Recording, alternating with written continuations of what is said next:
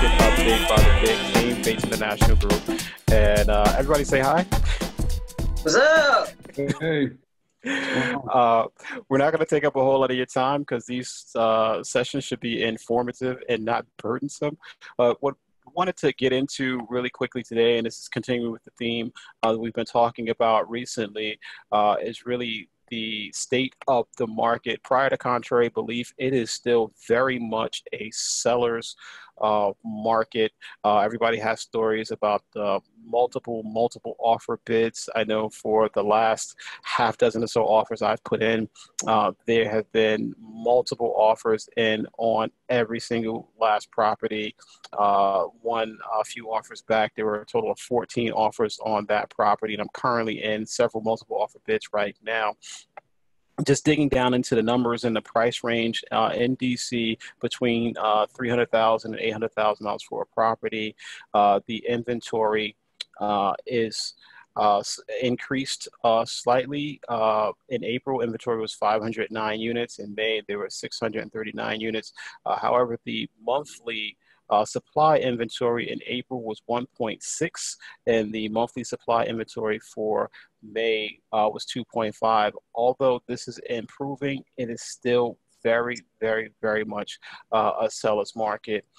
So the demand is still high and the inventory is very low. Just to give you kind of an idea of what this looks like in comparison, June of last year, we're currently in June, there were 1,952 units available inside that price point. Right now, we're looking at that number for the month of June being in the 600s. So that'll give you an idea of just how tight the market is right now. There are some things you can do to set yourself apart so that your offers will be more successful. And that's what we're going to get into in the next couple of minutes. So with that, I'm actually going to shut my trap and turn it over to Ebony to provide some information. Ebony, take it away. Okay, we're just looking at the numbers with you all. This is a sort of a revolving door of information, so it's going to change on a weekly basis, really a daily basis, and in some areas even hourly. So I think the easy way to put it is, what we're looking at based on those numbers is the inventory's been slashed in half. Pretty simple. It's the inventory is fairly low. So what that means, and Muhammad, I saw you lean in, so you may say something to the contrary, but I like to kind of think of things in really concise terms whenever I'm, delivering it to clients. And that means that because the inventory has been slashed, may not be 50% in all cases, but for the most part, it is fairly low. It's roughly 2/3. Okay. And so what that means is it's a different playing field now, because there are different things that are going to rise to the top. Generally, your buying power is going to be a big thing. So you're going to want to talk to your realtor, hopefully it's us, or you're going to talk to your lender about how you can increase that buying power so that you look better on paper.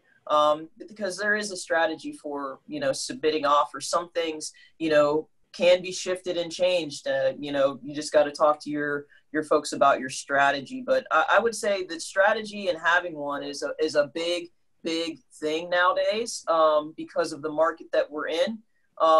And I would say that, yes, it is a seller's market, but it means that the competition is going to look a lot different now. What's your take on it, Marty? Yeah, I agree with, the strategy approach. You have to have a strategy going in. And I think you have to be, as buyers, you have to be, ready, willing, and prepared to make offers. These properties are going to be very competitive, so you have to be ready to jump. And as a buyer, you need to know what your risk tolerance is. So, what are you willing to forego as it pertains to contingencies? So will you say inspection contingency? We'll knock that off the table. Appraisal, will knock that off the table. Are you going to put more money down to be more competitive? So, again, that's all a part of just kind of determining your strategy, and determining your risk tolerance as it goes into making this purchase. I think some of the things too, as a result, relates to the strategies and contingencies. You definitely don't want to leave yourself overexposed. So some of the strategies you can employ in situations like this is to do a pre-inspection. Come in, have your contractor come in with you, have your inspector come in with you to do a pre-inspection when you go to tour the property. So you have a better idea of what the pros and cons of the property are, and you can adjust for that in your offer and possibly or potentially remove a contingency as it relates to the home inspection because you have that information in advance. You can also do a pre-appraisal and find out, you know, kind of like what the appraised value of the property is beforehand and take that into account when you make your offer. So the most information you can gather up front is like really important because you want to position yourself to be able to win. And on the seller side, sellers are looking at really selling for the most money with the least amount of headaches. So headaches for sellers are contingencies. So any way that you can get enough information ahead of time to limit those contingencies and also make this a win-win situation for yourself and for the sellers is always going to make it easier and make your offer a lot more attractive. There's some other things that we can talk about with regard to this, but this is just a glimpse.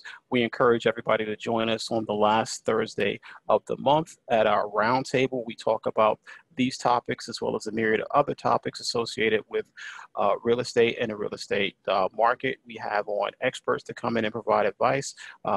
This age of COVID, we've had medical professionals share their knowledge.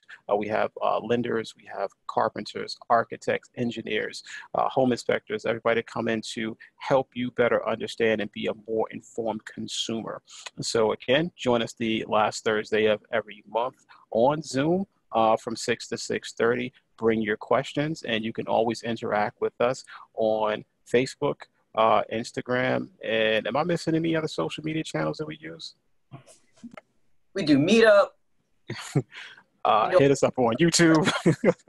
I think Alignable, like you can find us everywhere as the Bates International Group. You can and June 25th is actually the date, just so you have it. June 25th will be the next roundtable at 6 p.m. and it's going to be on business adaptations. Fantastic. Anything else that the team wants to add before we close this one out? Join us on the last Thursday of the month and call us if you need anything to do with real estate, buy, sell, any of that. Just if you need to, you know, get some advice, we're here for that too. Fantastic. Well, everybody, thank you for joining us for this big market update. We look forward to talking to you again next week. Till then, have a good one. Peace.